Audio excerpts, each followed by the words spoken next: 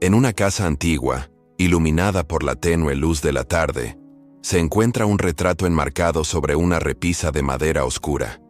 Es la imagen de una mujer anciana, con una expresión serena y ojos que aún parecen mirar con ternura desde el otro lado del velo. Quien vive allí es su nieta, que cada día al pasar frente a esa fotografía le dedica una sonrisa, a veces unas palabras, como si aún pudiera escucharla. Pero en el silencio de la noche, cuando todos duermen, hay algo más, que se mueve en esa casa, una brisa fría sin causa aparente, un susurro que nadie pronunció, una tristeza que se arrastra sin nombre, y nadie sabe explicar, o tal vez ninguém se atreve a pensar en lo más allá. Lo cierto es que esa imagen, tan inocente a los ojos del amor, puede ser mucho más poderosa de lo que imaginamos. Antes de que continuemos, dime, ¿alguna vez has sentido una presencia extraña al mirar la foto de un ser querido que ya partió? ¿Y si esa imagen estuviera atando su alma a este mundo sin que te des cuenta? Deja un comentario y le daré un corazoncito a tu comentario. Aprovecha, dale like, suscríbete al canal y comparte este video para que más personas puedan reflexionar sobre este fascinante misterio. El acto de mantener expuestas las fotografías de nuestros seres queridos, fallecidos, parece a primera vista un homenaje, una forma de eternizar su recuerdo, de resistirse a la idea de que se han ido. Pero en el plano espiritual, este gesto puede convertirse en una cadena invisible que no solo nos ata a nosotros, sino que también afecta a quien partió. Allan Kardec, el codificador del espiritismo, escribió en El Libro de los Espíritus que los lazos que unen a los espíritus con el mundo material no se rompen instantáneamente al momento de la muerte. Dependiendo de su grado de evolución, el espíritu puede permanecer ligado a la materia, especialmente cuando el apego emocional de los vivos lo retiene intensamente. Kardec explica que el alma desencarnada necesita desapegarse del plano físico para continuar su progreso en el mundo espiritual. Sin embargo, cuando el dolor de los familiares es constante, cuando el llanto no cesa, o cuando la figura del difunto es mantenida permanentemente visible, como si aún habitara el hogar, se genera una vibración que puede ser captada por el espíritu. Esa vibración es una especie de llamado, una fuerza que lo hace mirar hacia atrás, sentirse necesario, obligado a permanecer cerca. Y muchas veces, él lo hace, movido por la compasión, por el amor o incluso por la culpa. Pero esa presencia, aunque aparentemente reconfortante para quien quedó, no es natural ni saludable ni para el espíritu ni para los vivos. En relatos mediúnicos recopilados por Kardec en obras como El cielo y el infierno, se encuentran testimonios de espíritus que relatan la dificultad de elevarse debido al sufrimiento de los que quedaron en la tierra. Uno de ellos decía: «No puedo alejarme, porque cada lágrima que ella derrama me arrastra de nuevo. Cada vez que ella mira mi retrato y me llama con su pensamiento, yo estoy allí, y no puedo seguir mi camino». Esto revela una realidad poco comprendida.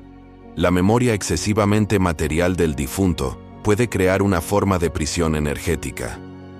La imagen física se convierte en un portal emocional, un punto de anclaje que impide la separación definitiva entre planos.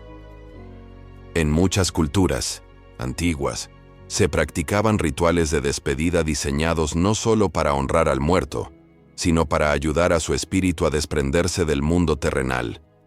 La fotografía, en ese sentido, es un invento moderno que ha trastocado este proceso natural de desvinculación. Donde antes el recuerdo se mantenía en la mente y en el corazón, ahora se mantiene en el marco de la pared, congelando el tiempo, reavivando el apego.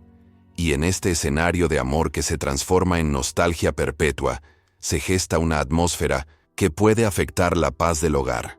Muchos médiums, tanto contemporáneos como del siglo XIX, han relatado episodios donde espíritus que se presentan en sesiones mediúmnicas expresan preocupación por la forma en que son recordados. Algunos sienten dolor al ver su imagen constantemente expuesta, como si no se les permitiera descansar. Otros manifiestan confusión, creyendo que aún están vivos por la fuerza con la que son invocados a través de objetos personales o retratos. Allan Kardec Abordó en varias ocasiones la importancia del pensamiento en la relación con los desencarnados. El pensamiento, dice, es una forma de energía que viaja más allá del plano físico y puede influir directamente en los espíritus, especialmente cuando está cargado de emoción. Así, mantener una fotografía de un ser querido fallecido puede parecer un gesto inofensivo, pero no lo es si está acompañado de pensamientos de dolor, llanto reprimido y una negativa inconsciente a aceptar la partida. En estos casos, la imagen se convierte en un catalizador de energía estancada. El hogar, entonces, puede tornarse denso, pesado, con sensaciones inexplicables, como presencias invisibles o cambios en el estado de ánimo de quienes allí habitan. Son síntomas sutiles, pero persistentes, y muchas veces incomprendidos.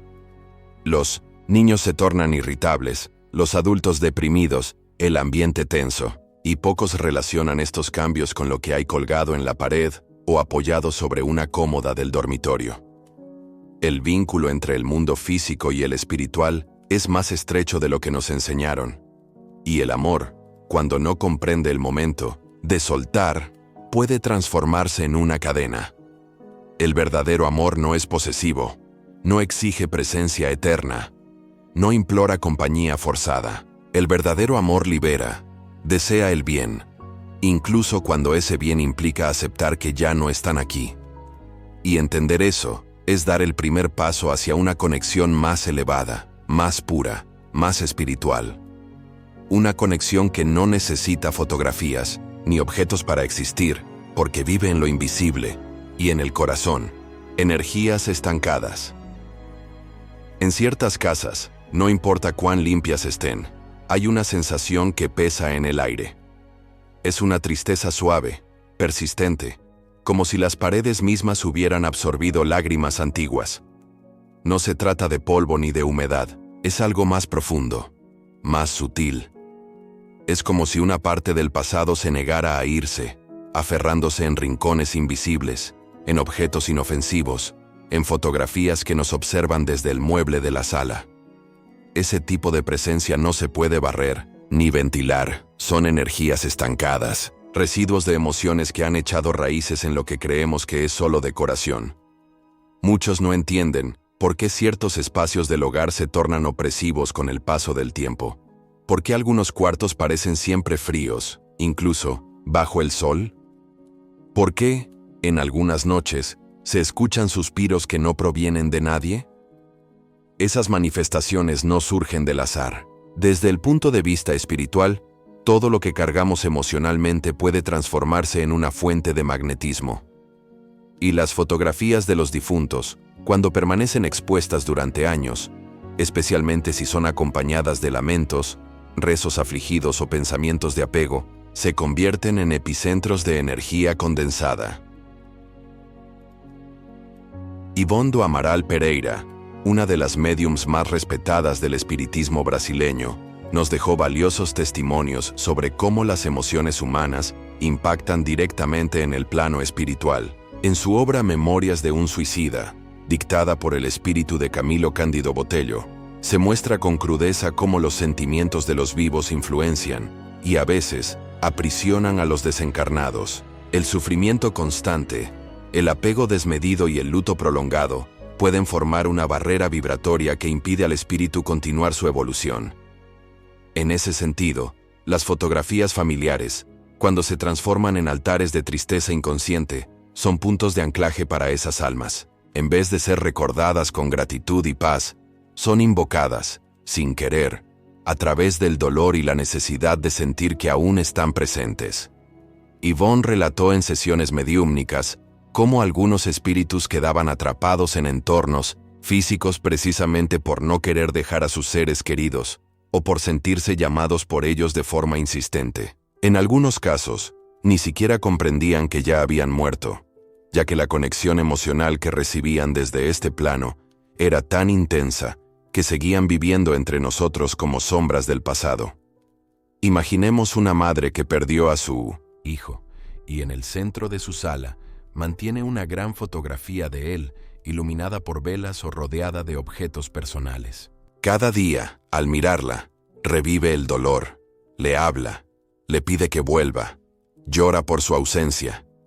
Esa energía, reiterada, no desaparece, se acumula, se adhiere a la imagen, y si el espíritu del hijo no ha logrado desprenderse completamente del plano físico, ese llamado puede ser un ancla, una cadena invisible que lo sujeta, que lo hace regresar, que lo mantiene en un estado de confusión y sufrimiento. Yvonne también habló de los llamados cuerpos espirituales o periespíritus, que conservan ciertas impresiones materiales después del desencarne. En casos donde el apego emocional es muy fuerte, estas impresiones se tornan más densas, haciendo que el espíritu vibre en una frecuencia más cercana a la materia. Y cuando eso ocurre, cualquier objeto que evoque intensamente su vida terrenal puede convertirse en un imán. Las fotografías, por estar cargadas de memoria, se vuelven herramientas poderosas de evocación. Y cuando la evocación no está cargada de serenidad, sino de angustia, el resultado es un campo energético denso, estancado, lleno de melancolía. Esas energías, aunque invisibles, pueden sentirse. El ambiente de la casa cambia. Los sueños se tornan perturbadores. Se escuchan pasos, se sienten escalofríos, se perciben sombras en los bordes de la visión. A veces, son solo manifestaciones del subconsciente. Otras veces, son señales claras de que algo permanece allí, algo que debería haber partido. No por falta de amor, sino porque el amor verdadero sabe soltar. Yvonne do Amaral también explicaba que la espiritualidad superior muchas veces intenta intervenir en estos casos, enviando espíritus benefactores para consolar al desencarnado y guiarlo hacia la luz.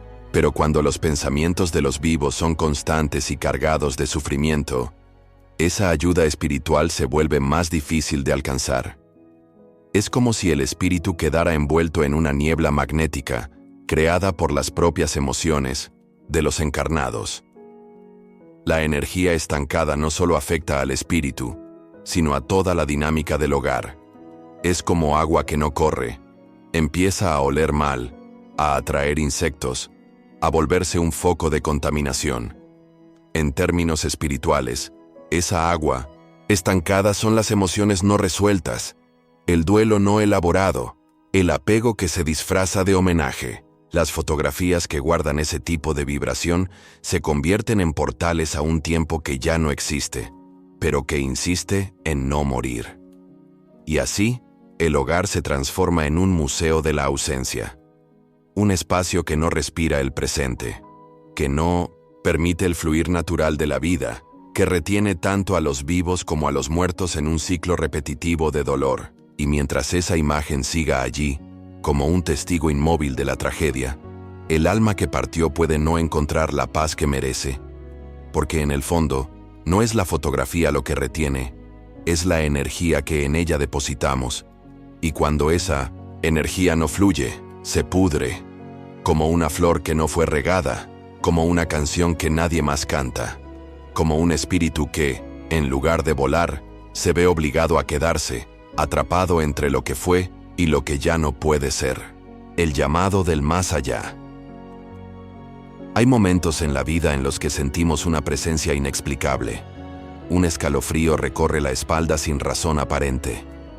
Una brisa gélida atraviesa la habitación, a pesar de que las ventanas están cerradas. O escuchamos nuestro nombre susurrado en el silencio de la noche, sin que nadie más lo haya pronunciado. ¿Alucinaciones? ¿Trucos de la mente? O, tal vez, señales de algo más profundo. Una voz que llama desde el otro lado, un eco del más allá que responde a un vínculo aún abierto, a un vivo. Porque cuando un espíritu no ha partido completamente, no se trata solo de energía estancada, se trata de un llamado. Un susurro que busca atención, consuelo o liberación. El espíritu Emmanuel, a través de la mediumnidad de Chico Xavier, fue enfático al afirmar que la mente es un poderoso transmisor y receptor de pensamientos. Según sus enseñanzas, cada emoción sincera que proyectamos Actúa como una vibración magnética que alcanza otras dimensiones. Cuando pensamos en un ser querido fallecido con demasiada frecuencia, y más aún si lo hacemos con angustia, tristeza o desesperación, esa energía no se pierde, atraviesa planos y toca el alma de aquel que partió. En casos donde el espíritu se encuentra en estado de confusión, esa llamada lo atrae. Como una campana que resuena en la bruma, como una luz débil en medio de la oscuridad, nuestros pensamientos los alcanzan y los inquietan. No es raro que, tras la pérdida de un familiar, ciertas personas comiencen a experimentar fenómenos paranormales. Objetos que cambian de lugar. Fotografías que caen por sí solas. Relojes que se detienen en la hora exacta de la muerte. Emmanuel explicó que los espíritus que aún conservan un fuerte lazo con lo terrenal pueden, por fuerza del pensamiento, influir sutilmente en la materia, especialmente cuando se sienten llamados o necesitados por sus seres queridos. Y es aquí donde las fotografías expuestas, cargadas de emoción, desempeñan un papel crucial. No son solo imágenes, son portales, puntos de enfoque energético que permiten, aunque inconscientemente, la conexión con el plano espiritual. Emmanuel también enseñó que el espíritu desencarnado, especialmente en las primeras etapas de su nueva existencia, necesita tranquilidad, oración serena y desapego afectivo por parte de los vivos para poder adaptarse a su nueva realidad.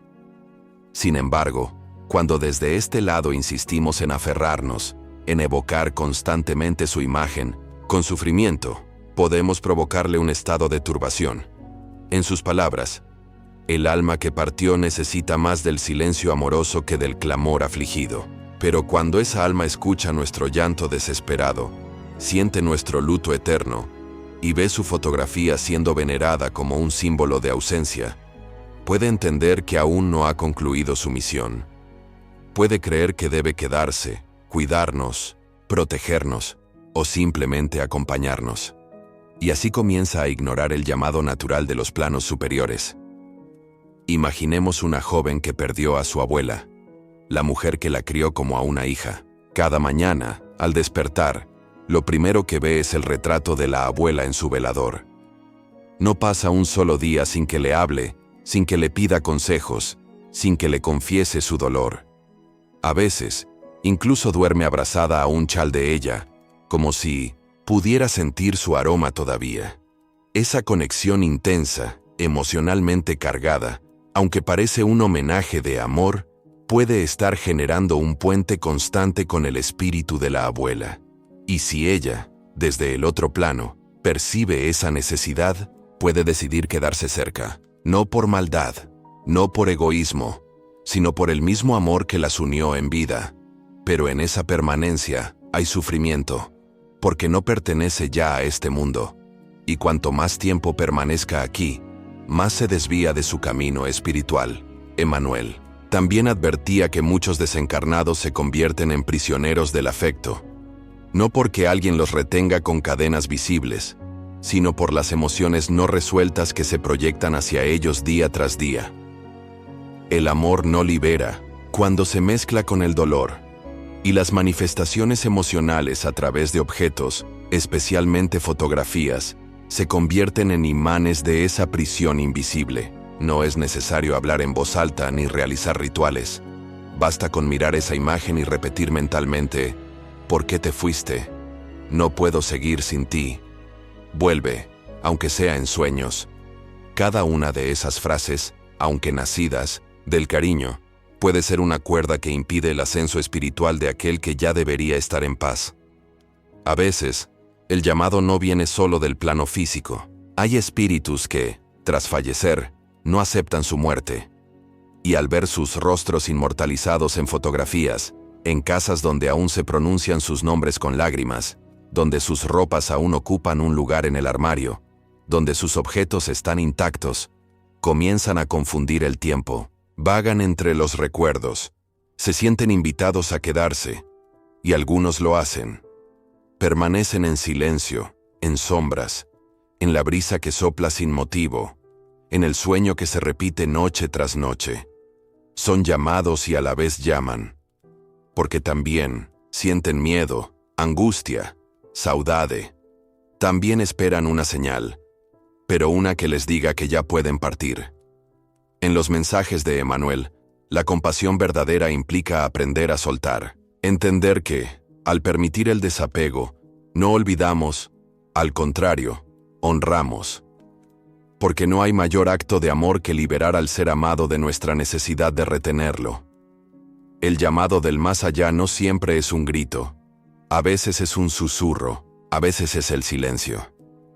Pero cuando no aprendemos a escuchar, cuando no cerramos los ciclos con serenidad, ese llamado puede convertirse en una presencia constante, que ronda, que observa, que permanece, porque aún no ha recibido permiso para volar.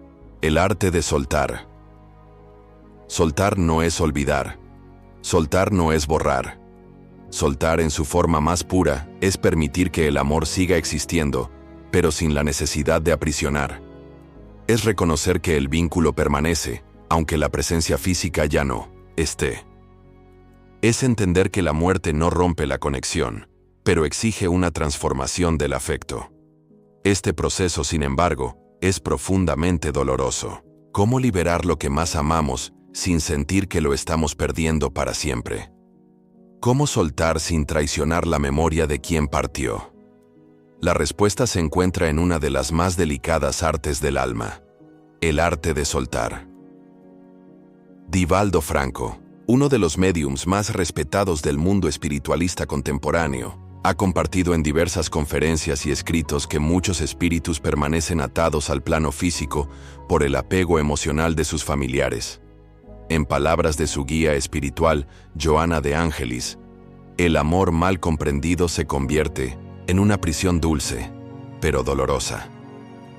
Esto significa que, cuando nos aferramos al recuerdo de un ser querido con tristeza constante, con dependencia emocional, incluso con una devoción excesiva hacia sus objetos o fotografías, podemos estar impidiendo su evolución espiritual, no por falta de amor, sino por no saber amar con libertad. En uno de sus relatos, Divaldo narra la historia de una madre que, tras la muerte de su hijo, mantenía su habitación intacta. Los juguetes no se movían, la ropa seguía doblada en los cajones, y la fotografía del niño presidía la sala como si el tiempo no hubiera pasado.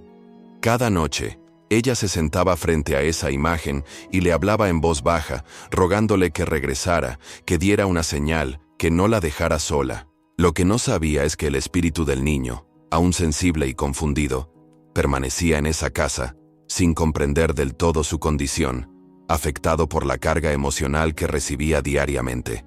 En una sesión mediúmnica, el niño lloraba, diciendo que quería ir con los ángeles, pero que su madre no lo dejaba.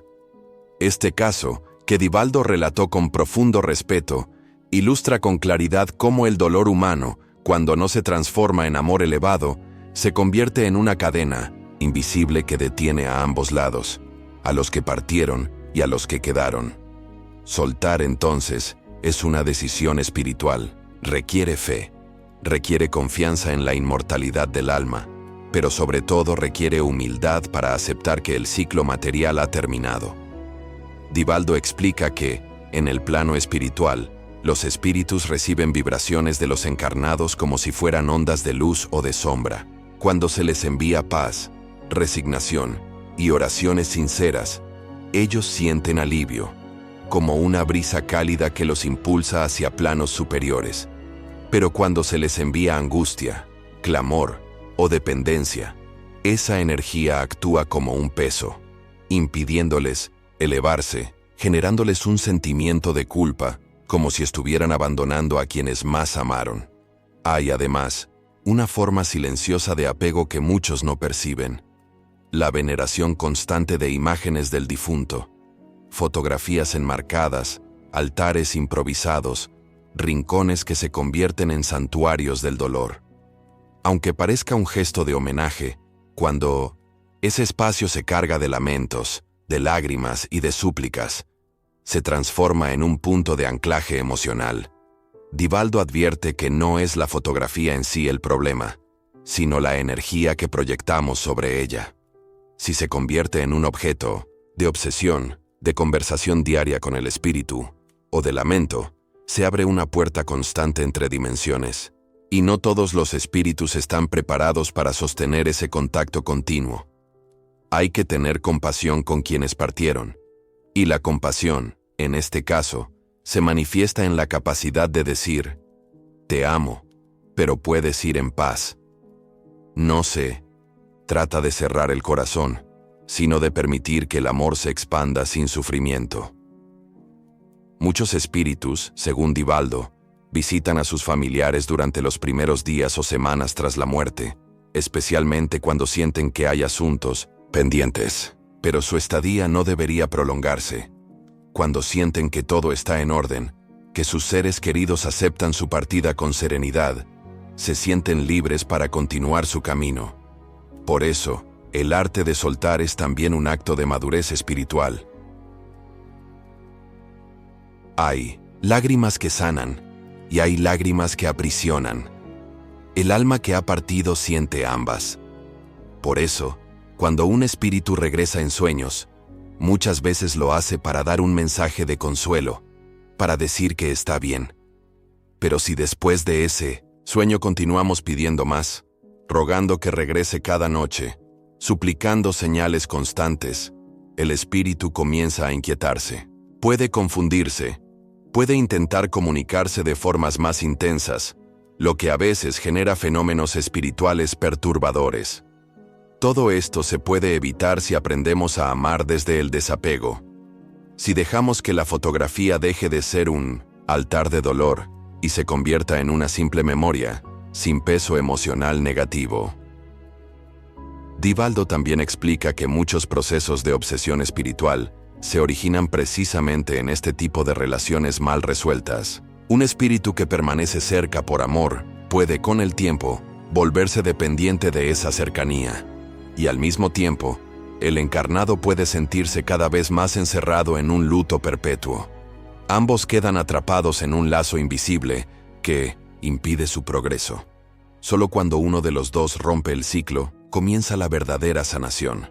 Y esa ruptura, aunque dolorosa, es el primer paso hacia la libertad emocional y espiritual de ambos. Soltar no significa dejar de amar, significa amar de un modo más sabio. Significa comprender que el verdadero amor no retiene, libera. Y en esa libertad, el espíritu puede seguir su jornada, más ligero, más pleno. Y nosotros también. Porque al soltar, abrimos espacio para que la vida continúe y para que la conexión con el ser amado se transforme en algo más elevado, más sutil, más espiritual. Testimonios del silencio. En las noches más profundas, cuando el mundo se sumerge en el silencio, hay voces que aún hablan. No lo hacen con palabras audibles, sino con presencias que se sienten, con emociones que invaden el pecho y con pensamientos que no parecen propios. Son los testimonios del silencio. Las almas que han partido no siempre necesitan gritar para hacerse notar. A veces, basta un suspiro en medio del sueño, un escalofrío al entrar en una habitación, o una lágrima que cae sin saber por qué. Son mensajes del más allá, sutilezas espirituales que nos alcanzan cuando finalmente aprendemos a escuchar con el alma y no con los oídos. Chico Xavier, el médium brasileño cuya vida entera fue un puente entre los mundos, entendía como nadie este lenguaje silencioso. A lo largo de más de 400 libros psicografiados, muchos de los cuales atribuidos al espíritu Emmanuel, Chico transmitió incontables mensajes de seres queridos que habían partido y que regresaban para consolar, para pedir perdón o simplemente para decir que seguían existiendo. Pero no todos los testimonios venían con palabras escritas. Muchos eran silenciosos. Muchos eran intuiciones, sensaciones o cambios profundos en el estado emocional de quienes lo rodeaban. Chico decía que el silencio es una de las formas más puras de comunicación entre dimensiones, porque es en el silencio donde el alma puede hablar sin filtros ni interferencias. Uno de los casos más conmovedores ocurrió con una madre que, tras perder a su hijo en un accidente, Acudió a Chico sin ninguna esperanza.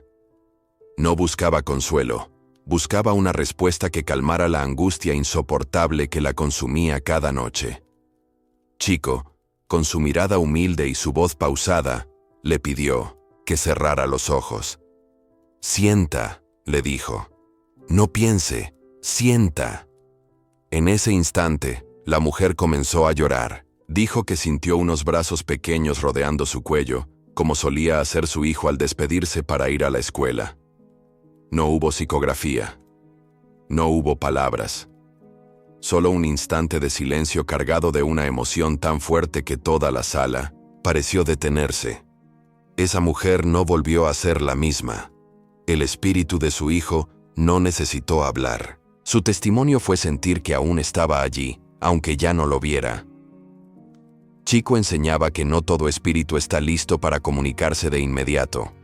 Algunos necesitan tiempo para adaptarse, otros prefieren la discreción, y muchos simplemente optan por quedarse en silencio, enviando señales leves, para no perturbar el proceso de luto de quienes quedaron atrás. En su visión, influenciada por los principios de Allan Kardec, el amor no requiere palabras para sobrevivir. De hecho, el amor verdadero se fortalece en el silencio, cuando ya no hay cuerpos que lo expresen y aún así persiste, vibrante y real. En otro relato, Chico narra la experiencia de un padre que, tras años sin recibir ningún mensaje espiritual de su hijo fallecido, comenzó a dudar incluso de la existencia de la vida después de la muerte. Se sentía olvidado, dolido. Hasta que una noche, al abrir una antigua caja de fotografías, cayó una nota escrita a mano, de años atrás, donde su hijo decía: «Aunque no esté contigo, siempre estaré cerca». Esa frase, escrita cuando el joven aún vivía, se convirtió en un faro. El padre comprendió que no necesitaba una nueva carta, porque ya había recibido el mensaje. Chico decía que los espíritus encuentran formas de hablar a través de objetos, recuerdos, canciones que suenan en el momento justo, o frases que se repiten misteriosamente en diferentes contextos. Esos pequeños signos, cuando son comprendidos con el corazón, valen más que 1000 palabras. Pero el silencio no siempre trae consuelo. Hay silencios que duelen. Hay espíritus que no se comunican porque aún están en proceso de recuperación, porque su desencarnación fue traumática, o porque cargan culpas que les impiden acercarse. Chico explicaba que, incluso en esos casos, el silencio es un lenguaje. La ausencia de señal no es indiferencia, sino una etapa del proceso espiritual. En muchos casos, los guías espirituales actúan como intermediarios, protegiendo al encarnado de una posible perturbación, hasta que ambas partes estén listas para un contacto más profundo. En esos momentos, la fe se convierte en el único puente. Chico también mencionaba que muchos testimonios espirituales llegan durante los sueños, pero no son sueños comunes. Son encuentros del alma, reuniones del espíritu durante el descanso físico. En esas visitas, muchas veces olvidadas al despertar, se produce una renovación emocional que no se puede explicar. Personas que amanecen más tranquilas, con la certeza interna de que todo está bien, aunque no recuerden qué soñaron. En verdad, el espíritu recibió un mensaje durante la noche, pero el velo del olvido natural lo cubre. Sin embargo, el alma lo guarda, y eso basta. En sesiones de psicografía, Chico acostumbraba a decir que el silencio entre una carta y otra no significa abandono. Los espíritus no están a nuestra disposición, como si fueran mensajeros en espera de un llamado. Ellos tienen su camino, su evolución, sus deberes en el plano espiritual, pero el amor verdadero siempre encuentra una forma de expresarse, aunque sea en la quietud de una habitación vacía, en el murmullo del viento, o en la paz repentina que llega sin explicación. Es en esos instantes cuando el testimonio del espíritu se hace más claro. No con palabras, sino con presencia. Los testimonios del silencio nos invitan a confiar más allá de lo visible, a reconocer que el alma no muere, que los lazos no se cortan, y que, aunque las voces cesen, el amor sigue hablando. Solo que ahora lo hace en un idioma más sutil, más delicado, El idioma del espíritu. El camino hacia la luz hay trayectos que no se recorren con los pies, sino con la conciencia. Caminos que atraviesan las sombras del alma, no los paisajes del mundo. El camino hacia la luz comienza en lo invisible, en lo más íntimo del ser, allí donde las heridas no se ven pero arden, donde el dolor se esconde bajo la máscara de la costumbre. Es una senda silenciosa, a veces solitaria, que no se mide en distancia, sino en profundidad.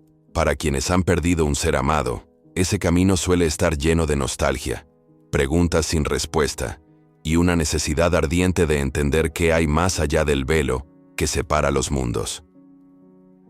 Zilda Gama, una de las médiums brasileñas más notables de principios del siglo XX, psicografó obras repletas de enseñanzas espirituales dictadas por espíritus elevados, especialmente por el espíritu de Víctor Hugo.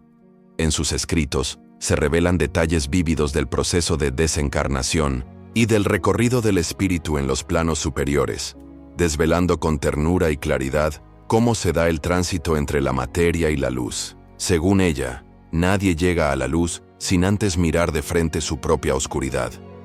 Nadie asciende sin antes rendirse al amor y a la verdad. Uno de los puntos más conmovedores de sus relatos espirituales es la descripción del instante en que el alma, liberada del cuerpo físico, se ve rodeada por una neblina sutil que representa sus pensamientos y emociones acumuladas. Aquellos que han partido con el corazón ligero, en paz con su conciencia, ven disiparse esa neblina rápidamente, encontrando del otro lado espíritus familiares, guías amorosos y paisajes de belleza indescriptible. Pero para otros, el camino es más lento. La neblina se convierte en un espejo, revelando culpas, apegos, temores y todas las emociones no resueltas que aún los atan a la tierra. Es entonces cuando comienza el verdadero trayecto hacia la luz. Zilda narra, a través de sus obras mediúnicas, que el primer paso para cualquier alma en ese recorrido es la aceptación. Aceptar que ha desencarnado. Aceptar que la vida en la materia ha llegado a su fin, pero que la existencia continúa en otra frecuencia. Muchos espíritus se niegan a aceptar este cambio. Se aferran a la rutina terrenal, a sus afectos, a sus objetos, a sus rencores. Caminan confundidos, repitiendo mentalmente fragmentos de lo que fueron, sin darse cuenta de que ya están del otro lado. Para esos espíritus, el despertar no es inmediato. Requiere intervención amorosa de mentores espirituales, de oraciones sinceras de sus seres queridos y de una disposición interna que solo el tiempo puede propiciar. A medida que el alma se reconoce como espíritu, comienza a elevarse en vibración. Es en ese momento que aparece el verdadero camino hacia la luz. No es una carretera, ni un túnel como describen algunas experiencias cercanas a la muerte. Es una transformación interna. Cada pensamiento elevado, cada sentimiento de perdón, cada acto de renuncia al ego, se convierte en una piedra luminosa que pavimenta el trayecto. El alma camina sobre su propia reforma íntima, sobre su entrega al amor incondicional, sobre la verdad que empieza a abrazar. Zilda también describe, de forma particularmente emotiva, los reencuentros. Esos momentos en los que el espíritu, ya consciente y más libre de sus densidades terrenales, se encuentra con seres queridos que lo precedieron. No hay lenguaje humano que pueda capturar la intensidad de esos encuentros. Son abrazos que curan siglos de dolores, miradas que disuelven culpas acumuladas en múltiples existencias. A veces, el reencuentro se da en silencio, porque no son necesarias las palabras cuando las almas se reconocen en su esencia. Es ahí cuando el alma comprende que nunca estuvo sola, ni siquiera en sus peores momentos. En los planos más sutiles, según las obras dictadas a Zilda Gama, existen ciudades espirituales, organizadas, llenas de vida, de arte, de estudio y de amor. Lugares donde el alma prosigue su evolución, aprende, trabaja y se prepara para nuevas misiones. No son paraísos estáticos, son espacios de transformación continua, donde el espíritu descubre que la luz no es un destino, sino un estado del ser. El camino hacia esa luz está hecho de servicio al prójimo, de autoconocimiento, de humildad profunda. No se trata de escapar del dolor, sino de comprenderlo como maestro. Pero no todos los espíritus llegan a esos planos inmediatamente. Muchos permanecen por largo tiempo en zonas intermedias, rodeados por las vibraciones de lo que fueron. Allí, el tiempo no es como lo conocemos. No hay relojes ni calendarios. Hay procesos internos que necesitan completarse. Silda describe almas que vagan por décadas, a veces siglos, atrapadas en emociones fuertes que no lograron liberar. Odio, venganza, remordimiento. Para ellas, el camino hacia la luz comienza cuando alguien, desde el plano físico, ora con sinceridad. Cuando un corazón se abre en compasión, y esa vibración les alcanza como un rayo que atraviesa la oscuridad. Y así, paso a paso, lágrima a lágrima, renuncia a renuncia, el espíritu avanza. No hay atajos. El proceso exige entrega. Es una travesía de regreso a sí mismo, al amor universal que habita en cada chispa de vida. El alma que logra ver la luz no es la que más sabe, sino la que más ha amado, la que más ha perdonado, la que ha aprendido a ver a los otros como partes de sí misma, la que ya no necesita poseer, dominar, reclamar, solo servir y agradecer. Porque al final, el camino hacia la luz no está en el cielo. Está dentro del alma que, un día, decide despertar.